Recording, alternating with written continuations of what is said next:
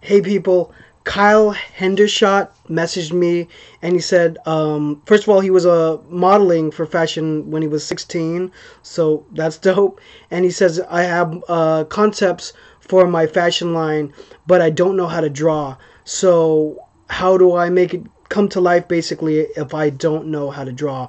And I responded to him, but I wanted to make a video about this because a few people have this question. So what I want to say is you don't have to be a designer to have the brand come to life. Matter of fact, I've worked with tons of people who don't know how to draw, but they know exactly what they want.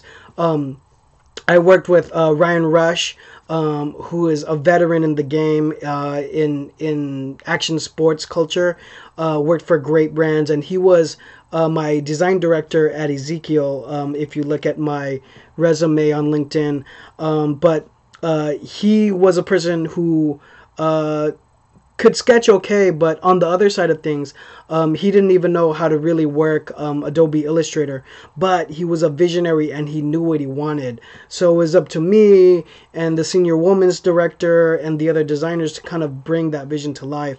And so I work with clients all the time who have an idea of what they want, and it could be a really bad sketch or a reference picture of something completely different, but they'll describe the elements that they want, and so I'll come back and mock it up, and from that point you have a speaking point to see where it's off the mark with your ideas and your concepts, and then you can make changes from there.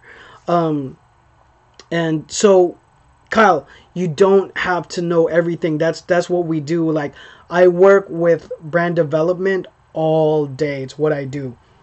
So you'll be really surprised. It's not like you're not gonna invent a pant with three legs or something that's too outrageous that me or another designer has not seen it. So you'll be really surprised. So once you get with a designer and a product developer, hopefully they know their patterns and gradings and what type of things can be done and can't be done on a technical level.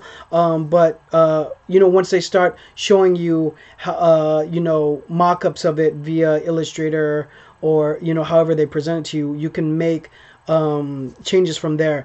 And that's the same process when actually creating the garment. So like, you'll come out with initially a prototype, and then you'll say, this is wrong, the fit is wrong, that fabric didn't end up being so good, or I want to change the color. And you can go up to 3 rounds of revisions, or more, but you don't want to spend that much money. And then in bigger companies, hopefully you go through just 2 rounds because it's product you've kind of dealt with before. But you'll go, a prototype and then a sample, and a lot of times your third go is a salesman sample, and that's what you show at, like, for example, a trade show. Or if you're a direct to customer, maybe your third version is the production version of your product. So actually getting it made is also the same process as getting it visually done graphically or on the computer, but same rounds of revision. So another version of doing that is maybe learning to sew yourself and trying to make something with the sewing machine, which is for a lot of cases where it started with me with the handmade denim and everything. But yeah, you can make it happen without you being the person who draws it all out or develops the product. Hope that helps, guys. If you have stuff to add, please drop it on this cipher below. I'll see you guys on the internets. Peace.